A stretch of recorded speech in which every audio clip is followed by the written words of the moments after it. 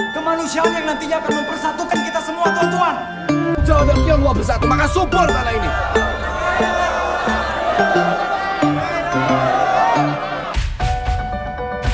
Assalamualaikum warahmatullahi wabarakatuh.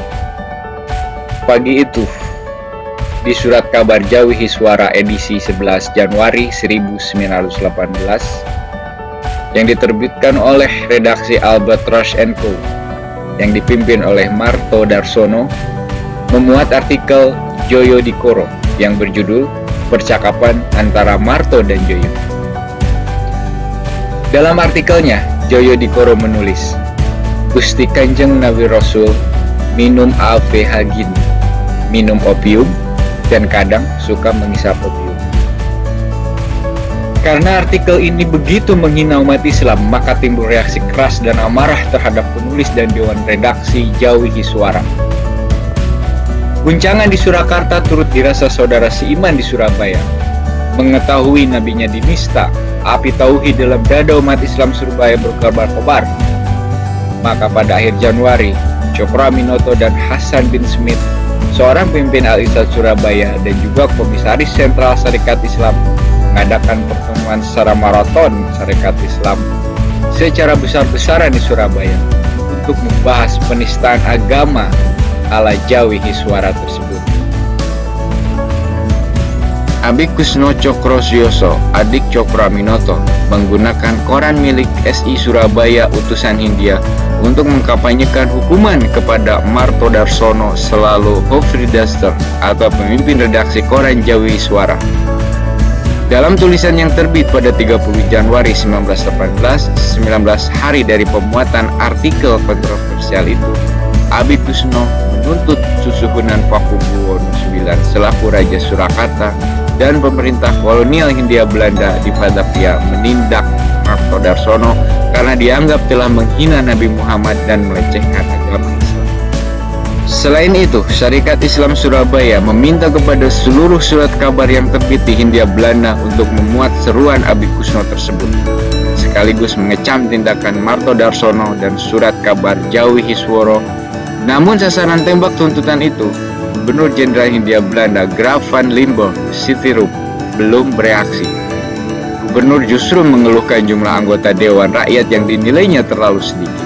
Sementara itu, sasaran tembak utama dari Abikusno, si Marto Darsono ini, langsung bereaksi. Di Jawi Hiswara, tanggal 4 bulan Februari 1918, ia membantah tuduhan bahwa artikel yang dimaksud itu dimaksudkan untuk melecehkan Nabi Muhammad SAW. Marto Darsono tetap berkelit bahwa dia tidak sengaja menulis artikel itu, dan orang terlalu beranggap berlebihan. Tapi tetap, alasan itu bagi Pak Cokro adalah suatu penghinaan besar bagi umat Islam. Naas bagi Marto Darsono, karena dia telah membuat malapetaka ulahnya sendiri dan harus berhadapan dengan kekuatan syarikat Islam dan umat Islam. Kemudian pada awal Februari 1918, Cokroaminoto mendirikan Komite Tentara Kanjeng Nabi Muhammad, atau disingkat dengan TKNM, untuk mempertahankan kehormatan Islam, Nabi, dan kaum Muslim.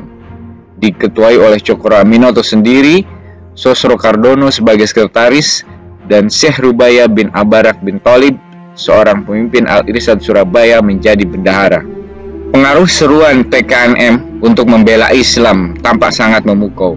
Cokroaminoto dan kawan-kawan berhasil membangun opini publik dan membuat isu Surakarta itu menasional.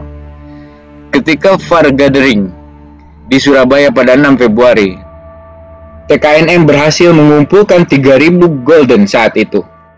Aksi protes yang diadakan serentak pada 24 Februari di 42 tempat di seluruh Jawa dan sebagian Sumatera dihadiri oleh lebih dari 150.000 orang dan berhasil mengumpulkan dana lebih dari 10.000 gulden.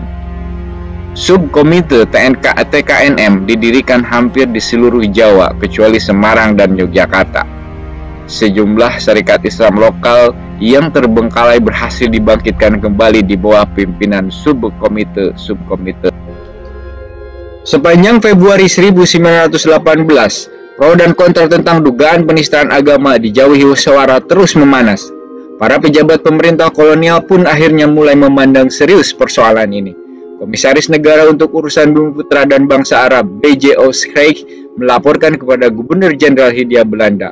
Melaporkan dengan analisisnya bahwa kontroversi artikel itu memberi kesempatan emas bagi Cokro Aminoto untuk melakukan 3 hal, yaitu 1. Memperlihatkan bahwa pemerintah tidak memperdulikan Islam, 2. Menghimpun saudagar-saudagar Arab, dan 3. Mengumpulkan dana untuk menggerakkan cabang-cabang syarikat Islam yang vakum di bawah kepemimpinannya demi membela Islam. Di saat HOS Cokro Aminoto bersama TKNM dalam memperjuangkan dan mempertahankan kehormatan Islam, Nabi, dan kaum muslimin atas penghinaan Martodarsono, hal sebaliknya terjadi di Semarang.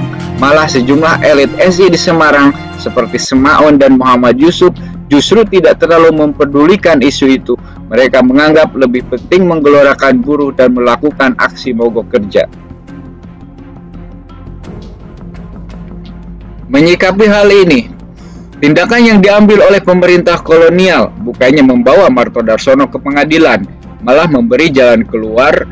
Yang diambil oleh pemerintah adalah meletakkan isu itu ke dalam konteks politik di kalangan Bumi Putra.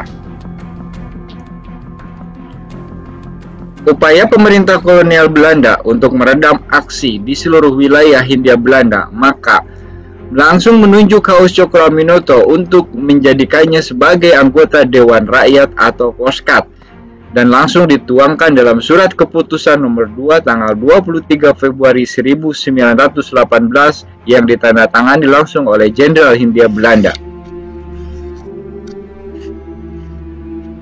Menyikapi hal ini, HOS Cokro Aminoto tidak serta-merta menerima dan menyetujui tindakan pemerintah kolonial Belanda tersebut. Beliau malah terlebih dahulu meminta dukungan suara dari seluruh cabang syarikat Islam, karena beliau tetap memegang teguh prinsip sepintar-pintar siasah demi kepentingan umat Islam.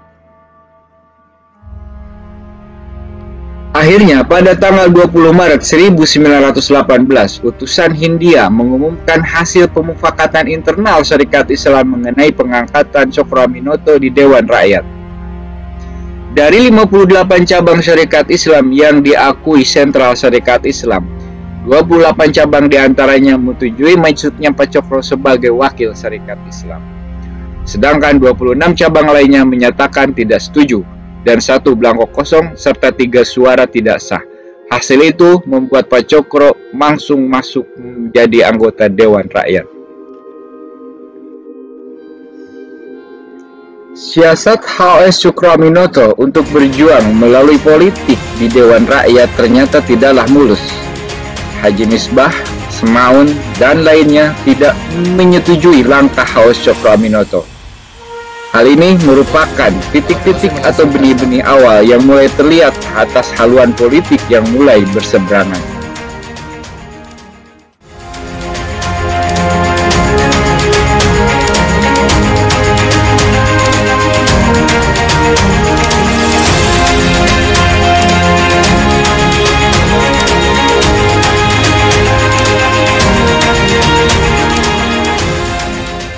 Bahwa untuk memperjuangkan cita-cita, kehendak, dan tujuan tanpa terorganisir, tanpa kebersamaan adalah hal yang mustahil. Billahi fisabilillah. Wassalamualaikum warahmatullahi wabarakatuh.